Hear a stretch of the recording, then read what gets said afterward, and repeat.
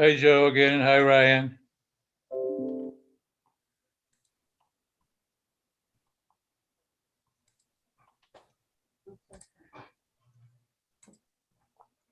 So once this starts streaming, I'm going to just close Hi, it. Joe again. Hi, Ryan.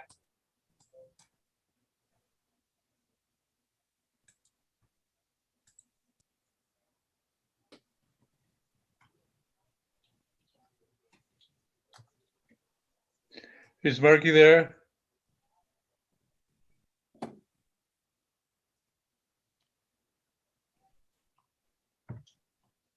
She's coming on. She's not there yet.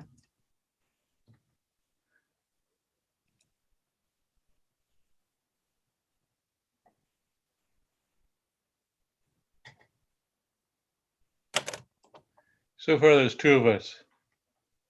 Yeah, and Margie's very close.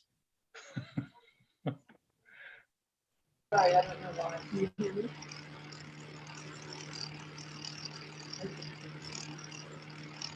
I'm getting an audio delay. That's awful. Testing 1, 2, 3, 4. Testing 1, 2, 3, 4. I think it's Margie. You sound fine to us, Dale. Okay, thanks. Margie may have to hang up and call on the phone or something.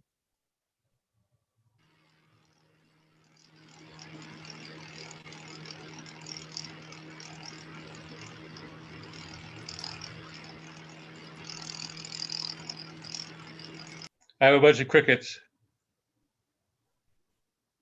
Amplified.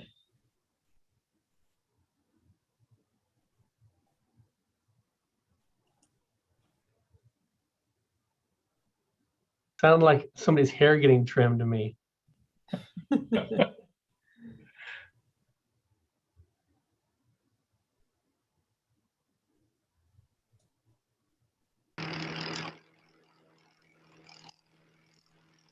you hear us? No. Is that you, Margie?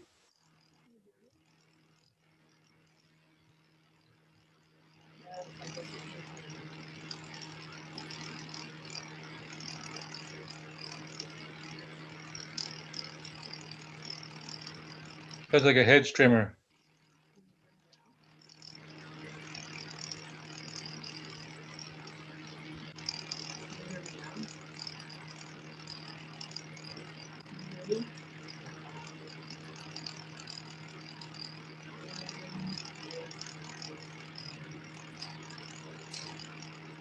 Joe, are you able to silence her? I think she logged off again, it looks like. Okay.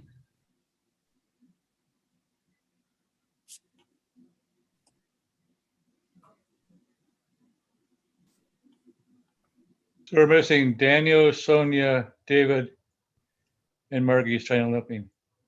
Ross? Oh, Ross is gone. David said he would be here for sure. I don't know where he is. And if Margie can get on, then we're okay.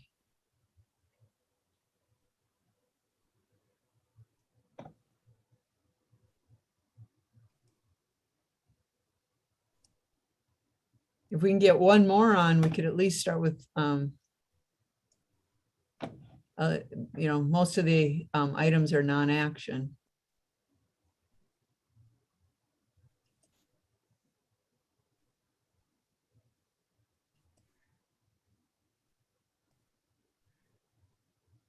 Hey, John, are you going to have a CLAC report?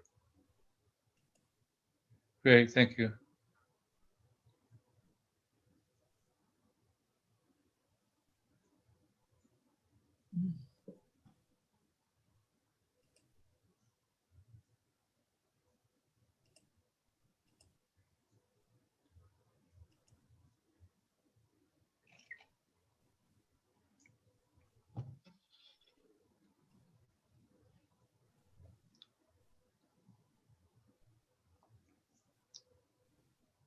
Hmm.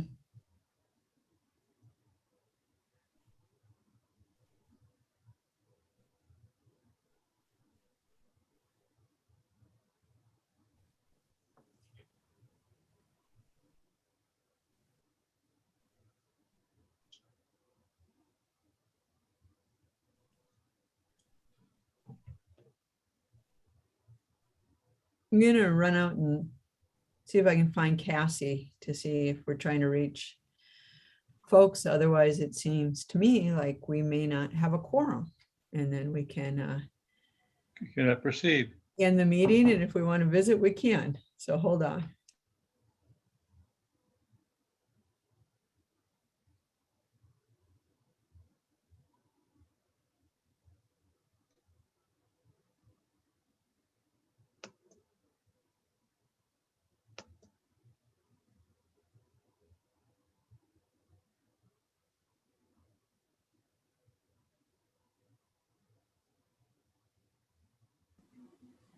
Hey Cassie, do you see that you have 2 attendees? One with a hand raise?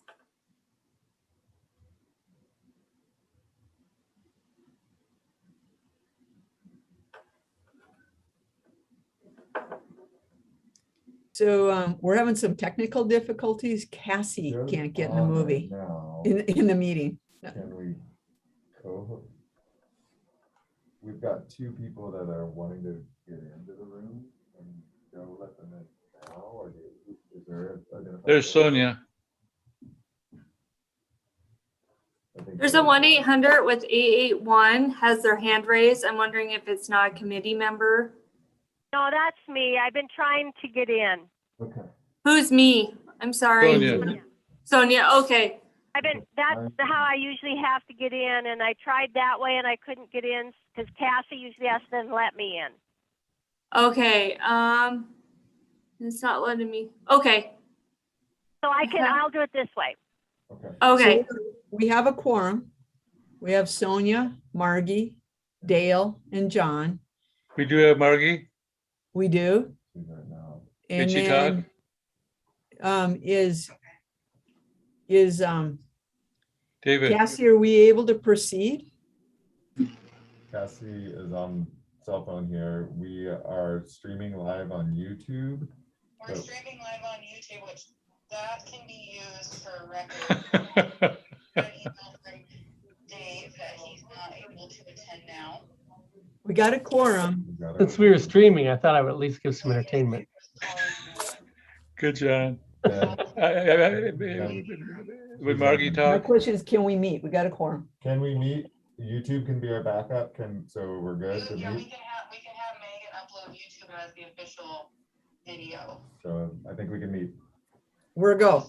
Margie, I guess, we've not heard from Margie. like, you could, thanks for being backup.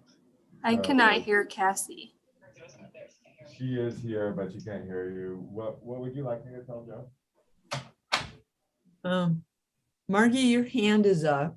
Do you have a question?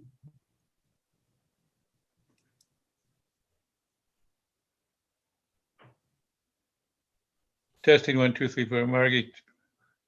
You know, with this interface, we can't type and text in, can we? She may be having some audio problems or something. So can we tell her out loud a telephone number that she can call in like Sonia did so she can connect? Yes. There's several numbers. So I'm gonna, I don't know if there's a way, Margie, you can tell us if cell phone or land use works better. Here are the cell phone numbers. 1 2 253 215 8782. If you come in by land, it's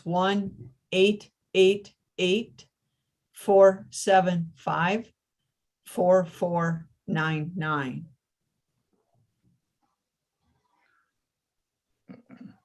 I'm going to send you a document to your email that has all this information.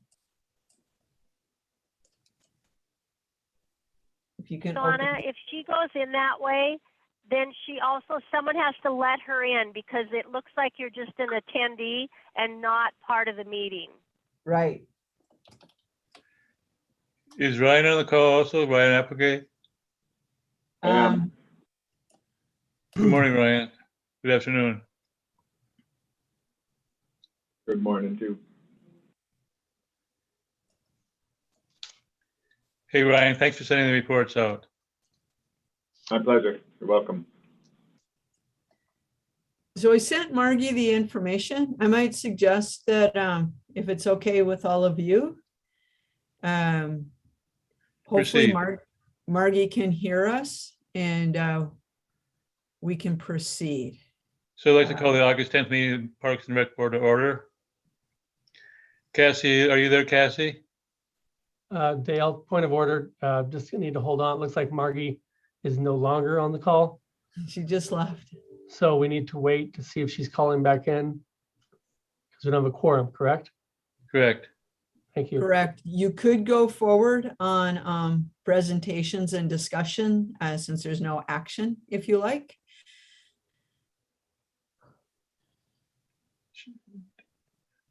Just wait a few minutes. Sounds great.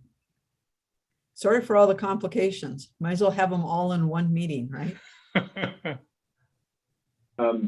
Joe, while we're waiting, Cassie asked if she can't get on after your day in the life, if you could give her a call and maybe assist on what needs to be done on the administrative side of this meeting. Yeah, Thank you. I can do that. There is somebody in the attendees space that might be able to get let in. I'm not sure. I think Sonia is only one of those numbers. Somebody Allow them knock to on the talk. door. Somebody let them know. There they are. Knock on the door. Margie, are you phone number ending in 745? Or who is? Yes. Okay. Okay, Yes. Woohoo! So now we can proceed. okay. Hello, Margie. So I'd like to call the August 10th meeting of the Parks and Rec Board to order. Is there anybody in the chat? Is Cassie on the line? She cannot really participate with us, so Is there anyone in the chat room, public chat room? No, I can see.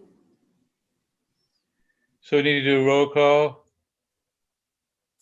Actually, we're all here except for Daniel, David, Wendy. The rest of us are here. Any, we have the July 13th minutes to approve. It'd be great to get a motion on the floor, please. I move to approve. Is there a second? I'll second. I This is second. Sonia. Any discussion? Any corrections or deletions? All those in favor say aye or thumbs Aye. up. Aye. Aye. Opposed? Aye. So unanimous. Motions are approved. Do we have any staff announcements? Cassie's back in the meeting. Woo! Thank you, Cassie. no announcements at this time, Dale. I'll wait till director's report towards the end. Great, thank you. Any public guest comments? Hearing none. There are no action items, so this is going to be a pretty straightforward meeting. So the first thing is Joe, the day of life. Hi, guys. Welcome, Joe. Welcome, Joe. So I am Jolanda Cummings. Everyone knows me by Joe. And I'm an accounting tech. Got hired on the operations side to help with the accounting and admin roles. My week starts by receiving invoices from managers. And then I scan, rename, and submit the invoices to our accounts payable for payment. I then record them into Wdesk for our record under the correct counts. Wdesk is a cloud-based compliance reporting and management solution for mid-size and large companies.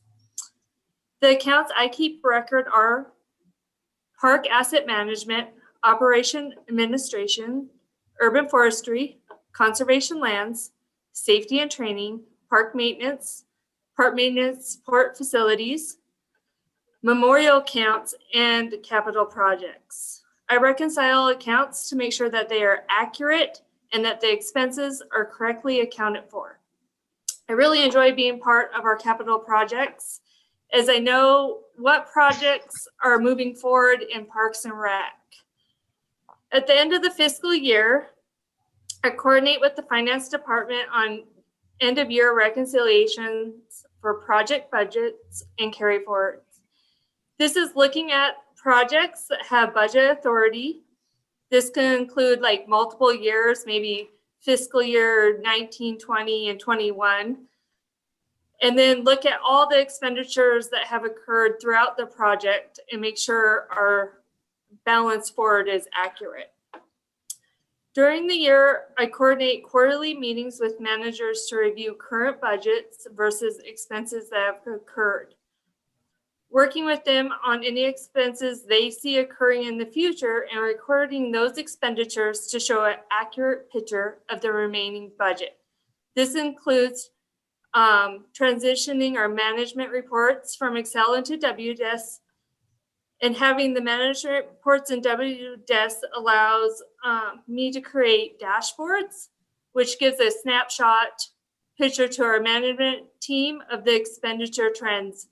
And like these expenditure trends are broke out by quarterly, yearly, and type of expense, such as maybe purchasing expenses, travel expenses, supplies, so they can see where they're at for the year.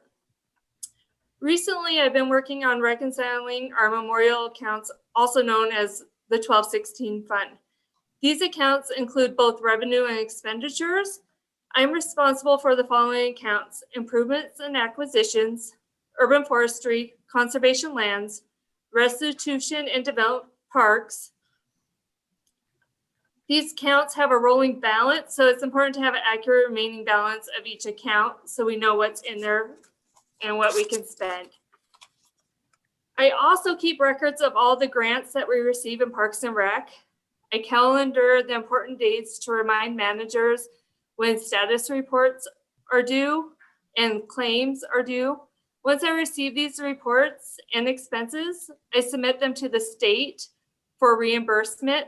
Some current grants I have been working on since joining Parks and Recs is the Rattlesnake Dam and Waterworks Hill. And we have a few, it looks like, coming into place this next year.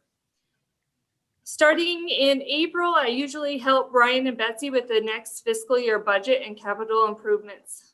This includes reaching out to management to get information on their projects, and then preparing a notebook for all current projects and new projects for Donna's review. I love this. Once again, I learn about upcoming projects. Accounting is one of my passions, and this role provides me to be and oversee accounting of projects. I also track the hours that are reported from staff that they spend on graffiti, vandalism, and transient cleanup. The staff are given tracking sheets, and then they record what tasks they did, the hours it took them to spend, any money, and the supplies and landfill expenses that park occurs.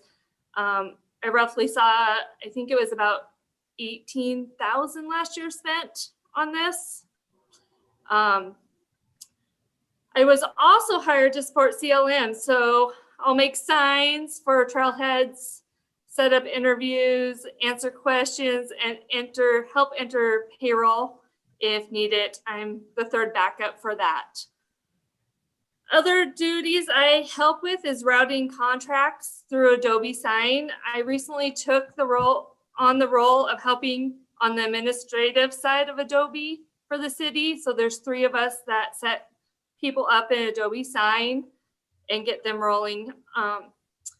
During the year, I process special use permits for conservation lands. This includes making sure that all documentation is provided before sending Jeff the permit, receiving the organization's deposits, providing copies of issued permits to the organization, and then collecting the overall fees at the end of the event.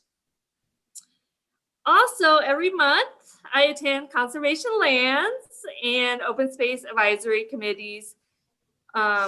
conservation lands held on the first Monday of the month. We just had one, and that was interesting. We went up to Marshall Mountain, so that was fun. And then open space is the second Thursday of the month. So Thursday I'll be heading up to Mount Deanstone with them. What I really like about these meetings is listening to our committees and their compassion for our Missoula lands. So, and then any duties that are assigned outside of them, I'll jump in and help. But that's my day. Lots of different things going on. Wow. Thank you, Joe. Any questions for Joe? Joe, before you came and joined Parks, what did you do?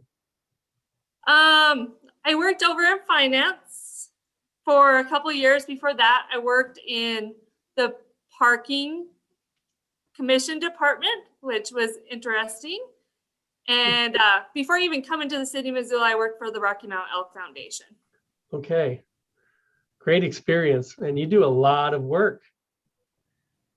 It's wonderful having Joe, and it was Joe's been one of our first important investments with the Conservation and Stewardship Mill Levy to help us better track all that. And she's just, her attitude and her ability to complete so much work accurately is a game changer for us. So thank you, Joe. Thanks, Donna. Thank you, Joe. Any other questions? Sonia or Margie? Thanks for enlightening us. I appreciate it. Thank you. Thanks, guys. I just Thank want you. to say one thing. I don't have my video right now, but Joe, if you could see me, I'm just so appreciative of all your work, and she's a wonderful person to have on staff. So, Thanks, Ryan. Thanks, Ryan. Moving right along to the subcommittee reports. John and Daniel's on the call. So John, do you see that report? Yeah, just a quick one. Joe alluded to the fact we had a CLAC meeting up at Marshall Mountain. Jeff and Morgan were up there. And Jeff, can you remind me who the representative is from the Lolo National Forest who was there? Patrick Bridigan. Patrick. He's their realty specialist. Okay. So Jeff gave us a great overview of the current situation up at Marshall since the city is taking over management of that property for Izzy Dog, the lower portion of Marshall, I should say. Had some great maps, identified some areas of concern just in management, talked about some potential for public use, and then got input from the committee on concerns, questions, things like that. And I'm always amazed in this committee because it does have representatives from a lot of different areas.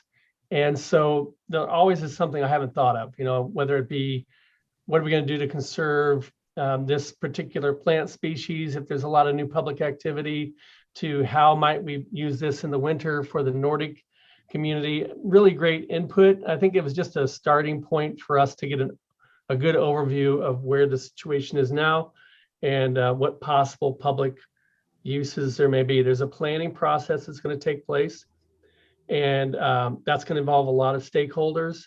The Conservation Lands Committee is going to have the ability to provide input back to Park Board on that.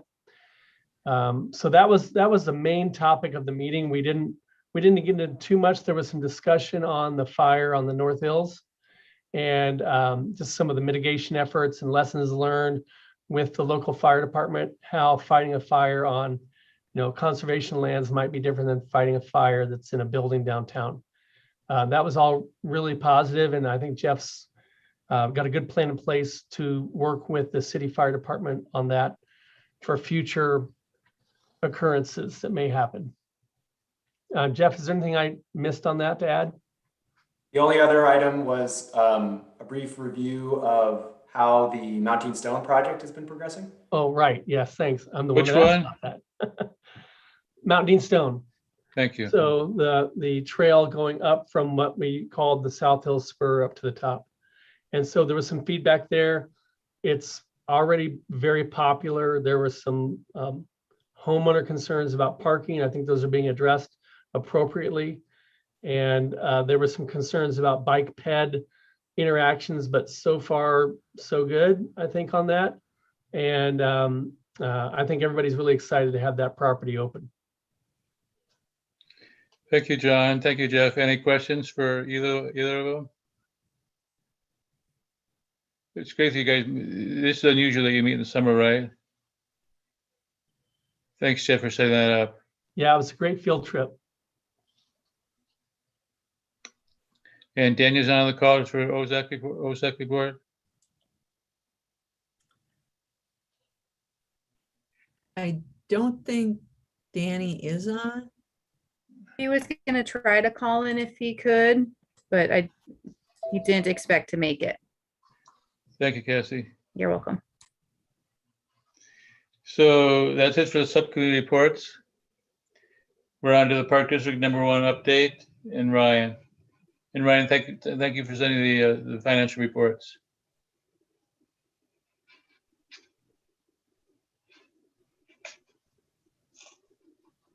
Are you there, Ryan? You're on mute.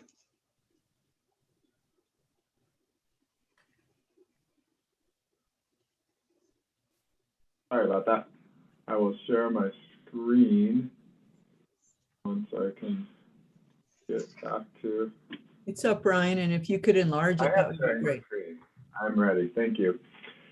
So what we're looking at on the screen right now is a high-level look at Park District #1 fund and kind of where our revenues come in from and where our and then a high-level look at our total expenses for both fiscal year 20 and fiscal year 21. Hey, Ryan, this is John. Oh, thanks. I was just going to ask you to move your mouse so we can see all the numbers. Thank you. Okay, sorry. And so if we're looking at 21, assessments for Park District are about 2,700 or 2,700,000, and we're projecting that the assessments will come in. Our budgeted other revenues are made up mostly of our fee-for-service revenues in Park District #1. That's our shelter rentals, our recreation programs, some of our special use permits. Are mostly that is what it is in Park District #1. Our youth programs, our shelter reservations, and I guess the other component would be our non-Fort Missoula Regional Park field rentals. Those are high this year, mostly based on our continued year-round programming for youth in our base program, and also supplemented in revenues there. We're able to collect all revenues through a grant and not charge full fees. So that was helpful in that instance as well. Our transfer ins include a transfer in from the general fund at about 2.8 million right now. That's been held constant since 2019. And so increases in assessments have only been on Park District #1. Then there's a transfer in from the health levy fund for health insurance purposes. And then there's now a transfer in for supplies and purchase services related to the Conservation and Stewardship Mill Levy Fund. Those were budgeted high, specifically the Conservation Land Stewardship Mill Levy Fund. At the beginning of the year, we budgeted high on there due to a payroll switch in how we did payroll. We figured that out early, but that is most of the decrease in transfer in, and that shows up in a decrease in expenses as well. So those are our revenues. Total expenditures to the Park District. We budgeted at 7.75. We ended up going just under 7. A lot of that was capacity related and payroll related savings, which we can look at a little bit more in detail. If we look at the next slide, there will be some differences in numbers, mostly due, these are projections that we made at the end of the third quarter that we're looking at now. And what we're looking at the next slide is probably a little closer to actual. And so if you notice a little difference, that's what it is. A good thing to notice, or one thing to notice is, we started a Park District fund balance at about 1.5. We're going to end at an estimated about 1.75 million. There is a 7% required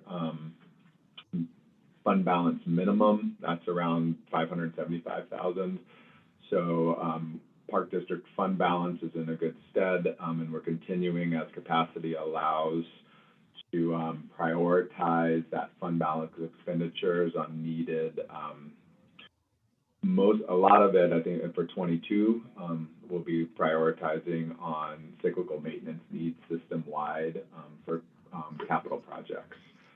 And we'll see that in our budget requests forward. That's kind of the big overview. Any questions? Fiscal year 2021 Park District and the big overview. Are there any other funds besides these you displayed here that aren't shown that are part of fiscal year budgeting? Yes. You know, I think maybe a good, for operating, a good kind of visual of that, I think it's here. Park District number 1 being our major operations fund. Thank you. We also have the Aquatic Fund, which is an enterprise fund. We also have the Conservation Stand Stewardship and Mill Levy Fund, which holds some payroll and then transfers in to the Park District. The Park District helps support about half, a little over half, with a county partnership to our Fort Missoula Regional Park Operations Fund. And that does the baseline maintenance out at Fort Missoula Regional Park in conjunction with funds from the county that the city maintains. And then the Fort Missoula Regional Park Recreation Fund is a fee for service-based fund, and that has all of the revenues from our field rentals and shelter rentals, specifically at the fort, and then expenses related to operating the fields and the shelters side. So the main, there are other funds that we interact with. Joe mentioned the Memorial Fund, which can help with donations and grants, and that also houses our scholarship, which will bring revenues into Park District through program revenues. We also do impact fee funds, help fund capital projects. We have a cash in lieu fund that has restrictions on use, but also helps to develop parkland in association with the geographic area that those cash in lieus come from. And then, gosh, those are main ones besides our capital funds.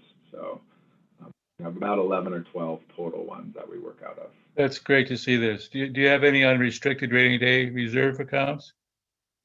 Most of that is held in the Park District. That's that 1.75 million. Would you go back to that, please? Sure. That's showing here, growing from in 20 to the beginning of year 21 from 1.52. And we do need required to hold about 575,000 of that. We also, you know, the Fort Missoula Regional Park Operating Fund has fund balance used for cyclical maintenance. So we're saving up to replace the synthetic turf field when we need to, in conjunction with those enterprise funds from fee for service. And the Conservation Lands and Stewardship Mill Levy also has a fund balance associated in the recreation and acquisition component. That's here. 20, we grew it to about 1.8 or 185. We did another about a 210 for that. So right now that fund balance specifically related to acquisition and recovery is sitting at about 400,000. It's impressive. One of our challenges that we're working on is, and continue to work on, is aquatics. And our working capital is low there, and so we're trying to. We were starting to dig out in 19, but keeping open for many reasons during the pandemic was not great on the bottom line. I don't know if you can still see my screen. My screen went a little bit awkward. It's blank on my end. I'm not quite sure. So now I'm totally down. Oh. I'm back up? Yes. Yeah. Great. So could you go back to the budget analysis quick? I would love to, except I'm going to try to stop sharing if I can. I'm having a bit of a frozen screen dilemma here. Okay. So I cannot right now. For technical issues.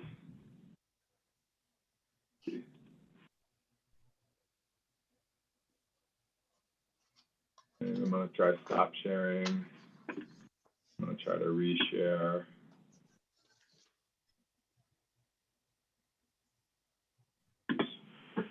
So if you can still hear me, my computer is frozen, so I'm not able to go to kind of the dive. Maybe, I don't know, Cassie, could you share a screen and bring up the second page of the Attachment. of the document that I sent? If you send it to me or tell me where it is, Ryan, I can as well. I think I can look for it. I'm having technical issues again. Stand by.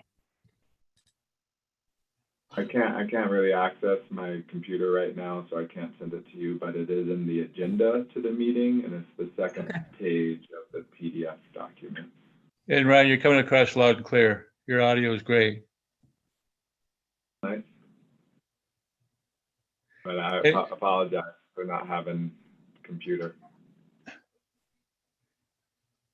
While we're waiting for the second document, any questions regarding what Ryan's brought forth so far? This is John. This question may be more for Donna than Ryan, but in the case where we have one particular area that's financially underperforming due to the pandemic or something else, so aquatics being stressed, are you able just within the department to access that sort of rainy day fund, that the account that Ryan was talking to us about and that Dale referenced, as long as it doesn't dip below that $575,000 reserve?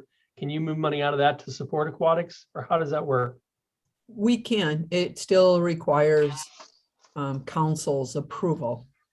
But one of the things that we are working on right now is how do we use that reserve fund to make sure that aquatics is covered, and also we have a number of infrastructure needs, sport courts of all kinds, tennis, basketball across neighborhoods as well as in community parks, restrooms. We need to replace the pool liner. That was a decision we made when we built that 50-meter pool the way we did. And if Ryan's able to get back to his documents, Ryan, we might want to share that Excel document that you and I have just been reviewing this morning to give our board a little bit of an idea of what we're thinking about with use of reserve fund. And Don, just to make sure I heard you correctly, even though that fund has been building off of an approved budget, to access that fund and use it, you still have to get council approval. You can't just dish that out to where you feel it's most appropriate. No. Okay. Thank you. So Ryan, the second attachment is on our shared screen. I see that, and unfortunately, I can't bring up that Excel right now, Donna. I could try to leave the meeting and come back in, but if I could first, or I guess, would you guys like me to try to leave and come back in so I could share a little more, or no? I have my question answered, and if Donna thinks it's important to share after your presentation, I'm fine with that, but you don't need to bring it up for my account. Great. Okay. So this is just a little bit of a dive into the expenses per what we call activity.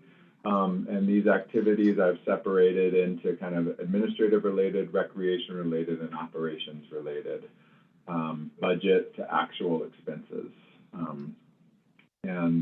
So, you know, this is good for us to look at for management and see where we're having, where we're overspending, where we're not spending. If we look at our administrative activity, overall, it shows we're overspent, but I have grouped all of our transfer outs into this activity. And accounting-wise, we call it FMRP support. That is the 331,226. The reason it is higher than that is because it also includes a transfer out from our park district to close out the 44 ranch improvements that were made through a budget improvement process and a capital improvement, approved capital improvement. We also received monies from Montana Department of Transportation for Higgins Bridge capital project that came into the park district, and we have transferred that out to a capital fund associated with that project, so we don't, you know, think we have money when we don't. And then we also participated in changing out our GPS units in our fleet vehicles. That was a citywide thing. Park District helped do that in 21 also. So those are those increases to that specific line item. You notice the projects line item in administrative is a little bit high. We do have a temporary position right now that's coded out of there for a park planner, and that was a planned temporary increase. We actually planned for that expense in our operations park asset management funding approval. That's kind of relates back to what Joe was talking about, is making sure that that we know what we're going to expend and where, and we make sure that we don't overexpend. So that's our administrative items. I do put rec admin up there, and that is the recreation superintendent, the rec manager, some expenses for our overall kind of overhead rec programs. I removed that from our specific recreation line items to help us get a cost recovery analysis for our direct costs in our recreation program. Hey, Ryan, this is John. Yeah. What's the difference between the 410 admin account and the 432 admin account? The 410 is mostly kind of the administrative related to currents and projects that you know, we're going. I guess the biggest difference is the 410 and the 411. We kind of run in together to help us get our large projects done. The 410 contains Donna's salary, some of our admin staff salary. The 432 is an operations specific admin account, and this is an account that Betsy looks over a lot and is related to the admin side of our Hickory building. Thanks. And do you think that in the future that the 44 Ranch and Higgins stuff will be significant enough to have their own line item account and take that out of FMRP, or is that a one-time deal? That's a one-time deal. That closed out the new playground at 44 Ranch, and that was Park District's contribution. And the Higgins, we just needed to move out of there and hold in a separate one for when we do our related project work. Thanks, sorry. Recreation-wise, you know, we have our aquatic support that's moving from a transfer out of the Park District into the Aquatics Fund. You know, that's about 18% of the overall aquatics budget, I believe. It's about a $1.4 million, more like a somewhere around there. And then we have our youth programming, our adult programs, and our youth sports.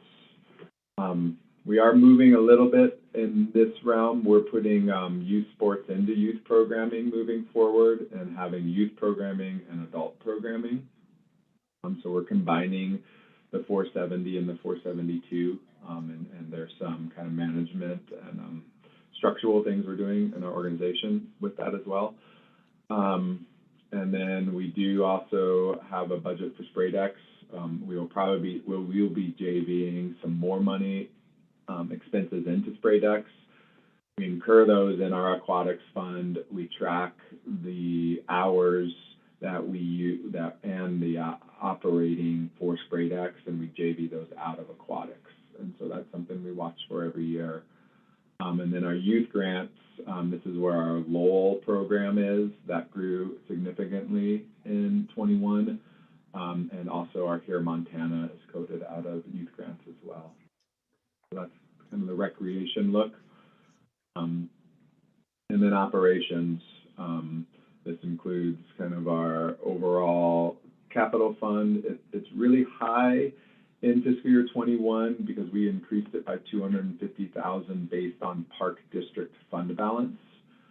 So that was eating into that fund balance, or at least the budget for it was planned on fund balance. And we're probably going to request to do something similar in 22, is get to our park asset management, our sport courts that Donna was referring to, and some other items based on our fund balance, or at least requests from council to do that. If you look down at the bottom too, Joe was talking about Carryforwards.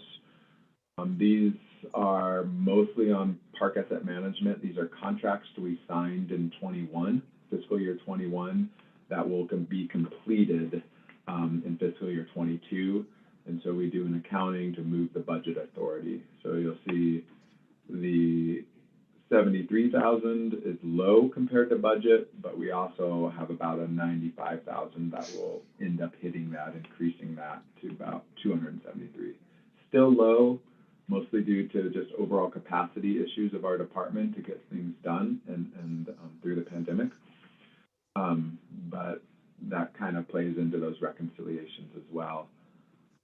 And we have Greenways and Horticulture, and we're starting to move Greenways and Horticulture into developed parks through our reorganization as well.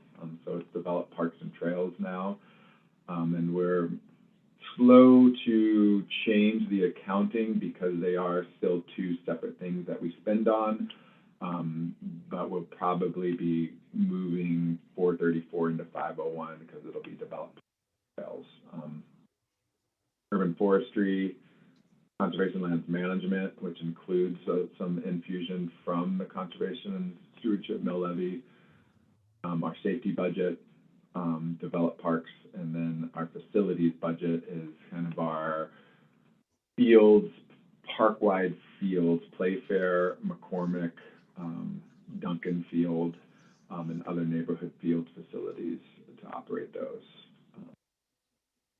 We've had payroll savings a lot in operations. Urban forestry, we've been operating without a manager.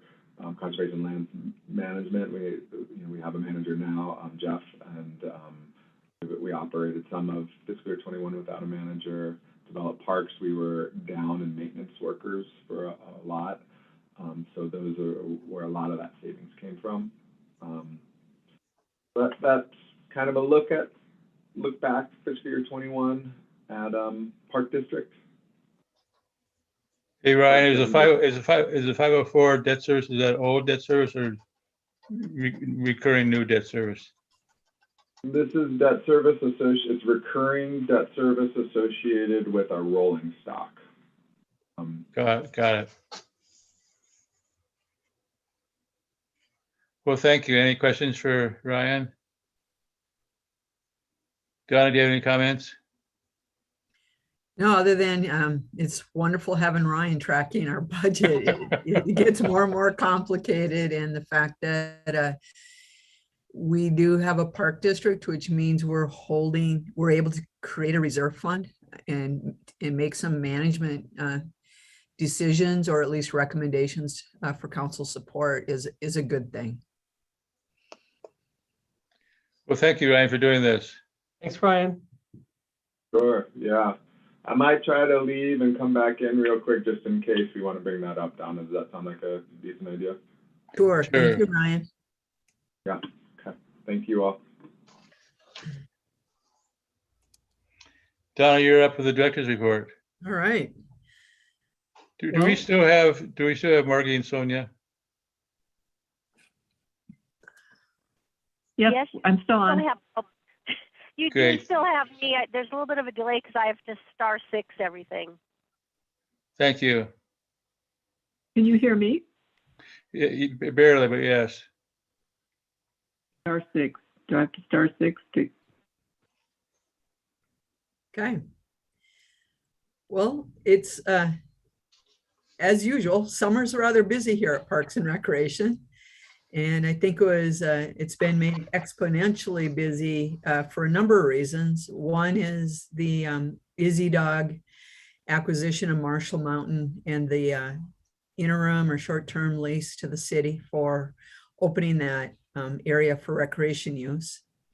Another is the closure of West Broadway Island because of the unsanitary conditions, high water, and then our efforts for some reclamation work, and then the reopening of that as a day use 9 to 9 only. We have been in interviews for urban forester, and we've narrowed it to 3 candidates, which we're getting reference checks on now. As typical this time of year, it's budget and capital improvement program development season. Parks Department, Ryan and I will present our budget to Budget Committee of the Whole next Wednesday morning. We have 2 hours to present everything that we've been sharing with you over the last 3 park board meetings and to see where that's going to go. So some of the things that we've been focusing on assuring is, making sure we have adequate staff to meet the demands or to be able to increase some of the capacity for our summer camp and out of school programs. The growth in those programs has just been exponential, where we had 2.5 registrants for every 1 spot available this summer. So part of the mayor's budget includes a couple of vans and some additional scholarship resources. We are going through scholarships much faster because we've made it easier, more accessible, more equity driven to get a scholarship. And because of the pandemic, and we had so many new families who are taking part in essential care at base camp, we've seen quite a increase. Also related to camps, we went through the first part of summer and managing the COVID pandemic pretty handily. And as you know, with the local Delta variant, it's presented more challenges. We have had 4 completely separate, independent, non-connected COVID positives, all in our camps, all in children. And so we have had to make adjustments, notify some families, that they couldn't come anymore if they were the COVID positive, or notify families if they were with those kids. So we'll be transitioning our camps possibly by the end of this week, but definitely by next week to more similar to what we did last summer, where we do very, very little traveling. We get back to much more restrictive protocols. We've already had everybody in masks for 2 weeks in our summer camp programs, and just try and reduce any opportunity for transmission. The Delta variant transmits much more readily and is seeming to have a greater impact on young people, and especially children, than the original COVID that we've been dealing with. So that piece is challenging for sure. And at the same time, the camps have been incredibly successful and going super, super well all summer. I think most of you know that we have welcomed Huck Witcher. He's about I think 6 weeks old about now. And so Meg will be returning to work a few more hours a week. She has been available almost throughout for assistance, but Tyler and Gretchen have been doing an absolutely wonderful job of running camps. On the project side, West Side Park Phase 1 open, extremely busy, very, very well used. New playground, the preschool playground has a little water feature. So that's been extremely exciting. And I want to recognize David is 3 for 3 on grants. We received a Montana Trails Preservation grant through Montana State Parks for $50,000. We just received notice that we'll get a federal TA, Transportation Alternative Grant for pavement preservation. The federal one will be used on the North Side Greenway. We have some work to do over there to restore that. That's one of our older transportation trails in the community. It goes from the North Side Pedestrian Bridge over to Scott Street. And then the state side preservation grant, we will be using a lot for a seal coat on various commuter trails where it's needed most. And then we just got notice from Montana State Parks that at a state park level, our Land and Water Conservation Fund grant has been approved for West Side Park Phase 2 and is now in the hands of the National Park Service under the DOI. And we have up to 3 months to wait to see if we get that. The full amount that we asked for was $450,000. We've also received an anonymous pledge of up to $500,000. And we have another major ask out that puts us, within striking distance of being able to order equipment for West Side Park Phase 2 this fall and being able to build next summer. So that's pretty exciting. We just opened bids on Waterworks Trailhead Phase 2, and we're trying to reconcile all the numbers related to that. Numbers are pretty close to the engineer's projected numbers. That's a really good sign. We did get 3 bids. Construction would be in the spring. The challenge side is there's been some escalation from our original budget. And so I'll know more next month about where we're able to go with Waterworks Trailhead. We continue to work with the Downtown Association, the BID, and the Downtown Foundation on Caris Park, East Caris and Bess Reed, and MDT for the Higgins Avenue Underbridge improvements. And that's just a lot of work that takes up a lot of time. We're working with the developer on the Reed project at 4th Street for installation of some Northwest Energy cables under the Milwaukee Bridge. That's something Park Board approved way back in April, I think it was. And Nathan is overseeing construction of that now. And it's a pretty challenging site. As you all know, the Clark Fork Native Prairie is very treasured in our community. And so there's a lot of eyes on this project. And we're trying to find that very, very delicate balance of meeting everybody's expectations on this project. And at the same time, helping development, helping with conservation, and helping get our trails widened, which is an important aspect of our overall goals for active transportation and access for all. We did hire a new safety training coordinator. His name is Frank Nat. He's been with us for around 3 weeks now. Frank's awesome. He comes to us out of the Calgary and Edmonton area with quite a bit of experience. He apparently spent some time in Great Falls at the base, and he's excited to be back in Montana, and we're super excited to have him on board. We have some big events coming up. Montana Senior Softball games, we have a Zootown Regional Softball Tournament. Maggot Fest moved to fall this year. We have the rest of the Montana Senior Olympics and a big ultimate tournament. We have a big lacrosse tournament coming. TJ's been doing some, TJ and Link are doing some good work with Beyond Pesticides as we look to move towards more organic management of our turf throughout the system.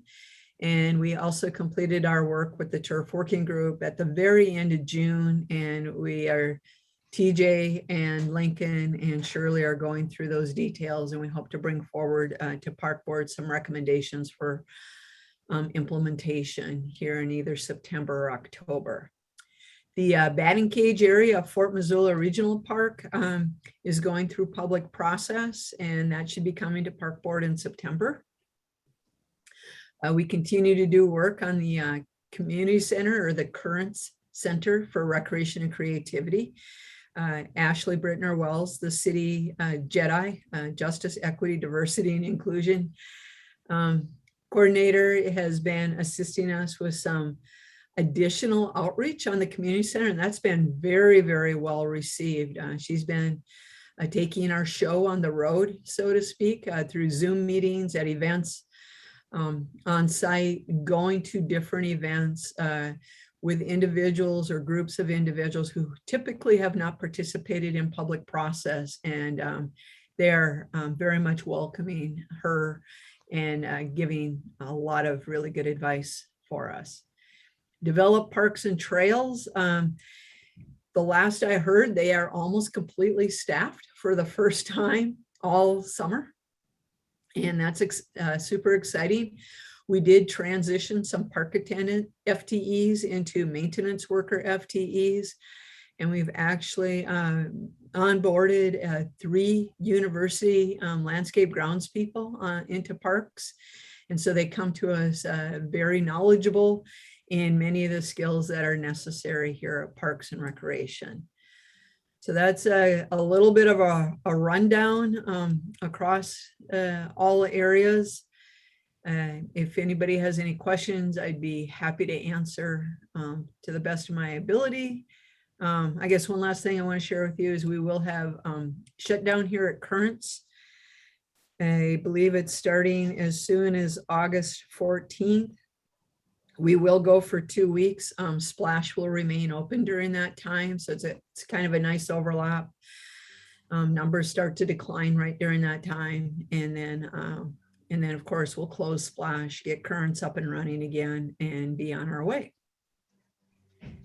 So I might have missed this. What's the status of the urban forester? We are down to 3 candidates as finalists. Thank you, Donna. You're welcome. Any questions on accomplishments for July? Very impressive. Agreed. So what's coming? Big things coming up, of course, will be selecting an urban forester, getting the Waterworks Trailhead awarded, getting ready for fall in all of our programs. We look to be opening the neighborhood center at Lowell, getting the Lowell after school program going again. We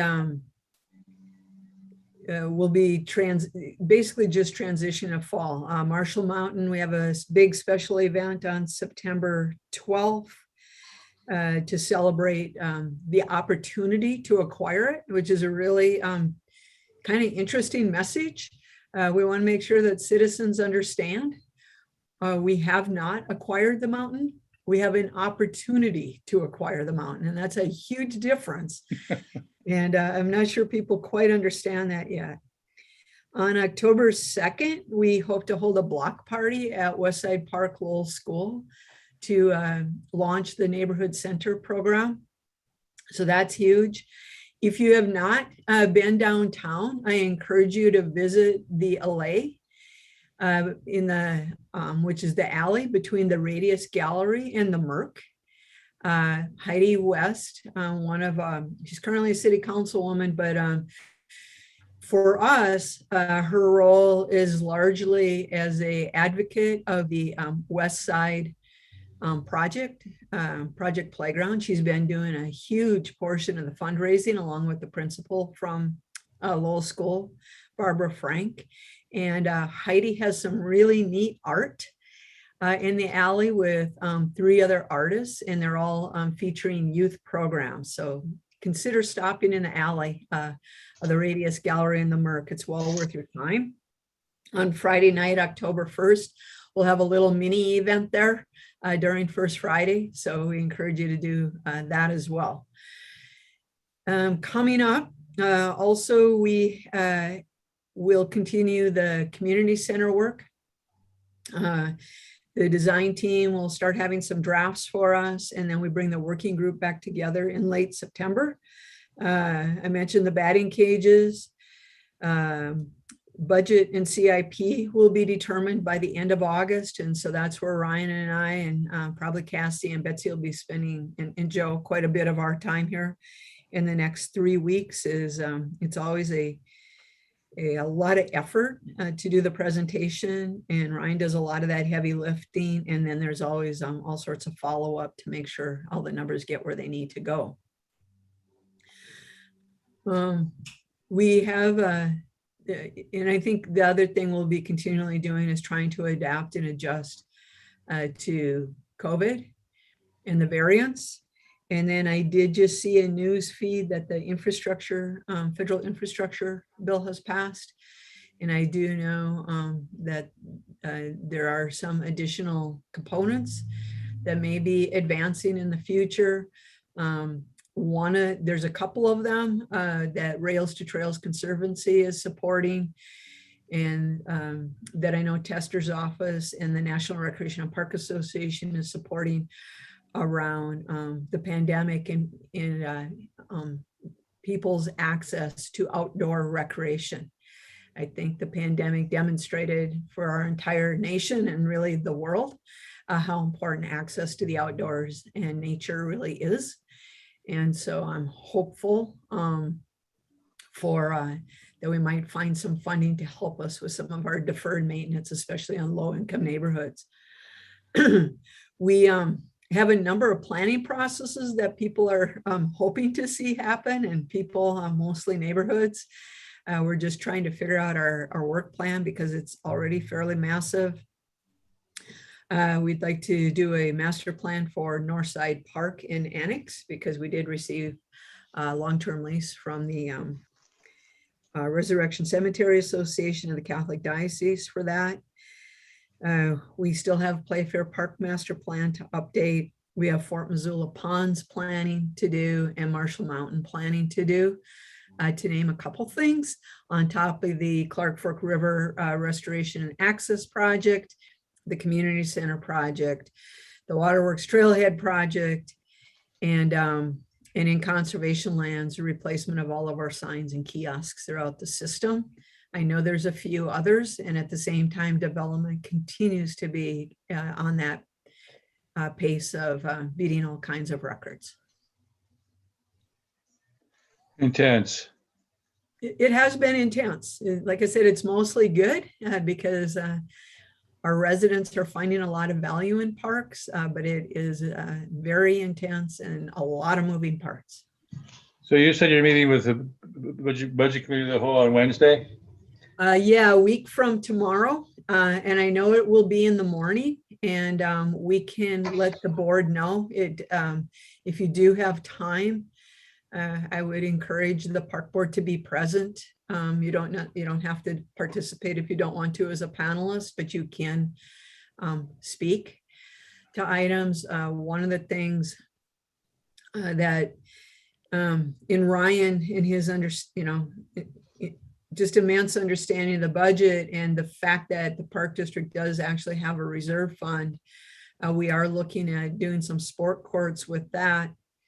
And then we will also be proposing the idea of essentially borrowing money, if you will, against the park district and then paying it back over time. Just like, so it's the same way with the city buys equipment. the things that we would make improvements to have 20-year lifetimes, but we are looking at moving some of those, about $2.75 million of much needed maintenance into a potential park district 20-year bond. And we'll see what council decides on that. Of course, that's their decision. And then a couple projects I missed is the north side pedestrian crossing. We'll go out to bid here in a little bit. We're redoing the surfacing and then making some changes to the entrance and exits to make it safer for bikers and peds. And we still have to finance phase 1 of the West Side Park improvements. Those were all approved by council prior, but the city chooses when to lump some of the infrastructure projects that are bondable to get the best rates and the best deal for the taxpayer. Any questions for Donna?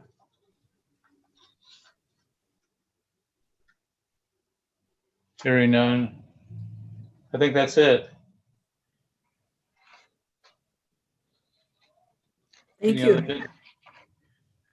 Any other agenda items? A lot of stuff going on, Donna. There is a bit going on. Just a bit. I should mention one more thing for some of you. You know, we've had several discussions, and one of the major strategic goals of the park board have been efforts around inclusion of all populations in Missoula. And with the National League of Cities, we're a cohort, one of 8 other, with 8 total cities, so with 7 other communities. And the National League of Cities has been providing us technical assistance and advice while we're choosing the path. Last night at City Council, Ashley Brittner Wells, our citywide JEDI coordinator, and Lori Francis from Partnership Health Center and I made a presentation to City Council about the importance of JEDI as an initiative in looking at all of the things that we do as a city through a lens of equity. Why do we want to do that? Well, you know, from a Parks and Recreation perspective, it really is about inclusion. And we know that by making investments, so it doesn't necessarily always mean more money, it means spending the money where it has the greatest impact, not only for individual families, but for the greater benefit of our community. For example,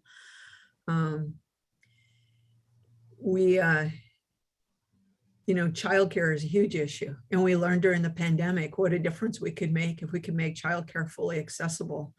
The chamber has some incredible numbers about the cost of doing business when you don't have accessible childcare and the lost business. We know that most businesses in our community are looking for help, and that the pandemic likely hastened the retirement of the baby boomers, and there are not enough people to fill those positions, even if we just looked at population numbers. But it's being further impacted by the very fact that of the inequity. So the pandemic really separated the classes of the have and the have-nots, and our diminishing middle class, which is our middle working class, right? And so who's going to be there to provide the services that we all seek? And who's going to be there to help build the businesses in the service sectors when we don't have employees, and if it is too difficult to meet your basic needs, or if childcare costs too much, or you can't have a appropriate quality of life to live in a community. And so the work we're doing, all evidence, all research points to that our need to remove very often unintentional systemic policy and the ways we go about making decisions to get to better results. Because if we're all doing better, we all do better. I mean, it just comes right down to that. Economics, health-wise. Lori did a great job of explaining the social determinants of health, the way we are in our environment, The fact that you have clean air, clean water, food, shelter, places to be, access to services has more to do with the health of an individual than any health that a healthcare provider can provide. A healthcare provider can take care of about 10% of all health issues. The rest is upstream.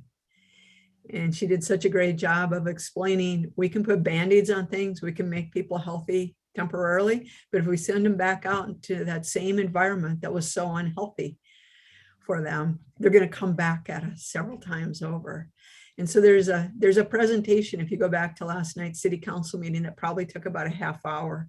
It starts at about 6:20 into the council meeting, that you may find interesting as park board members and leaders who have for years, I think, led the charge of looking at service through a lens of equity and inclusion, as well as a lens of sustainability, which is something else we'll be getting into because Parks and Recreation will soon be featured on a podcast around climate resiliency and sustainability. What's that all about? Helping the sustainability climate one. Yeah.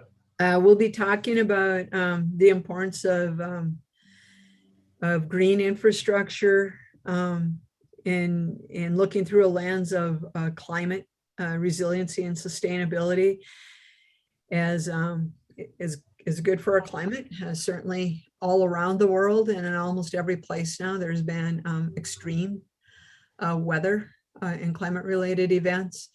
We know that those events are also impacting the low income more than anybody. And so again, that the division of class, if you will.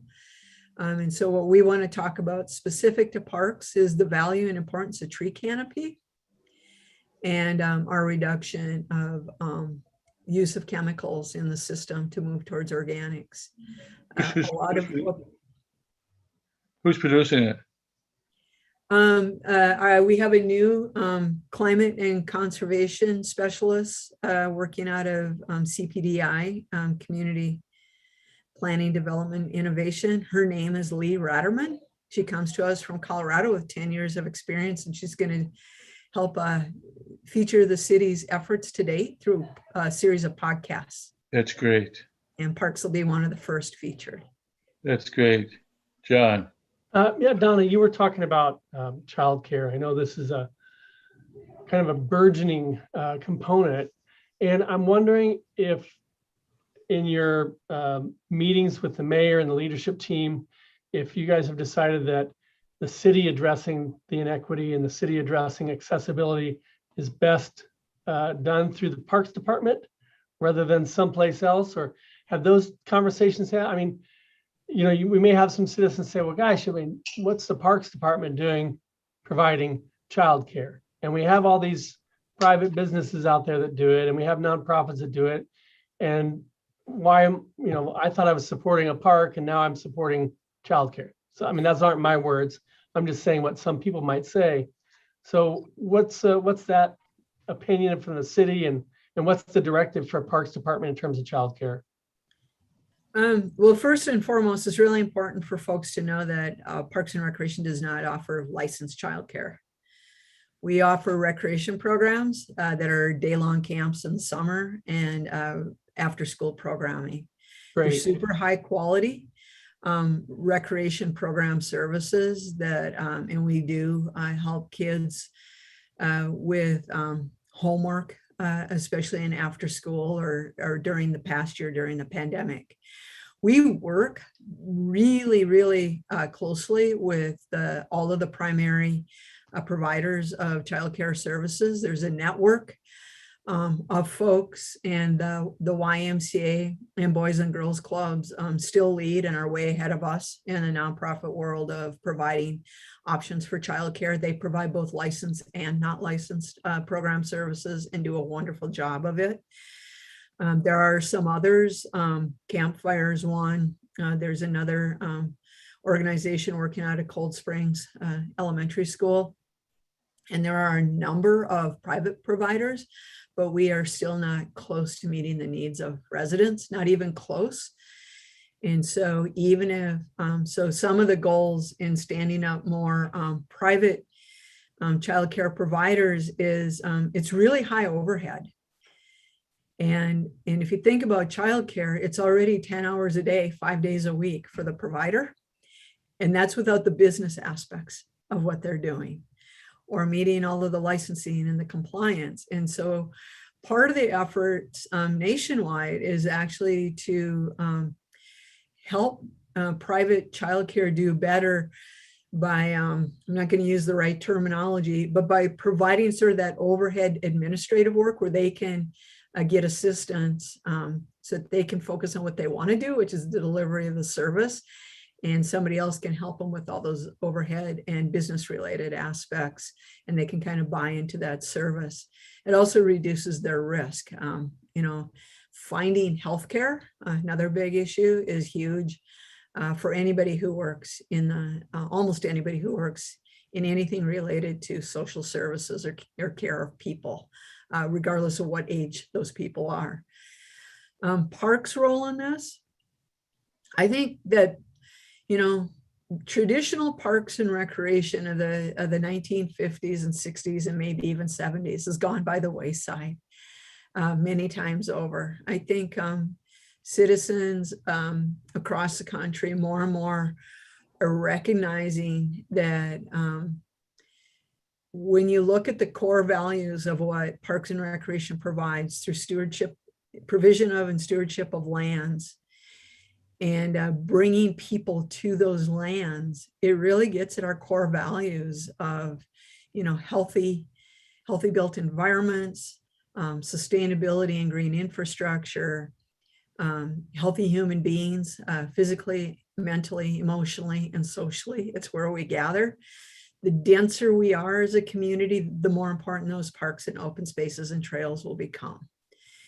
And so I think while Parks is by no means responsible for housing, yet we house people all the time in different ways in parks, either officially or unofficially. We're not responsible for nutrition, yet we host many of the gardens of Garden City Harvest. And we have food bank deliveries in parks and school lunch deliveries in parks. So it's really, to me, about a community coming together and looking at all of our resources and how do we best provide for the success of as many people as possible. Well said, Donna. Yeah, well said. Hey, Donna, is Parks Department going to have access to the old library this fall? Yeah, we should have access to the old public library for at least 2 more years.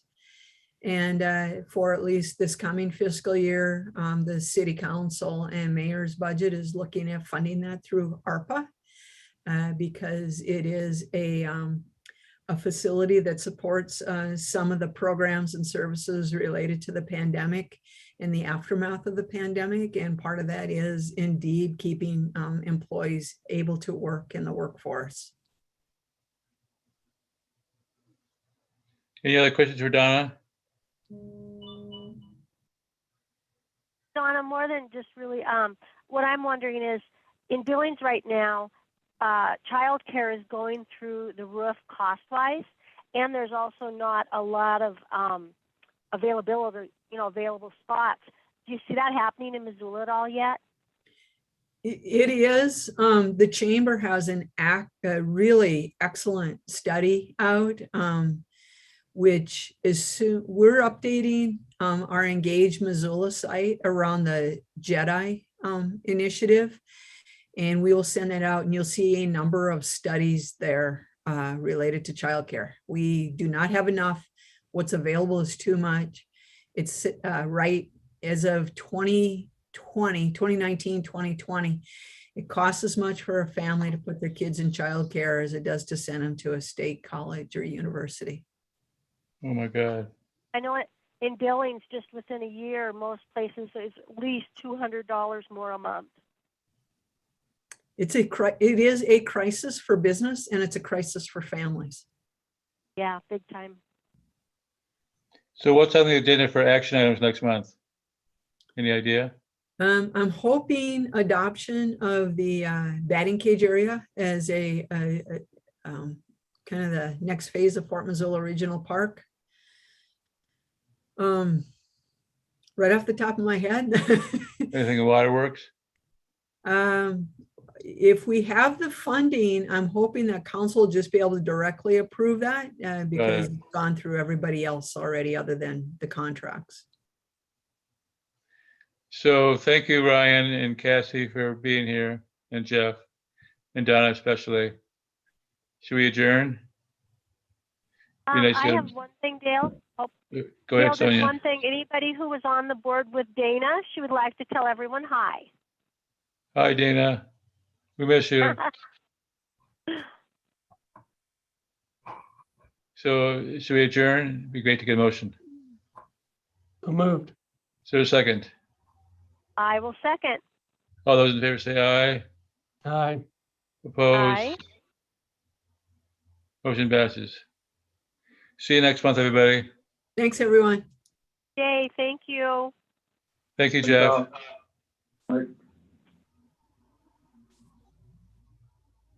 Bye.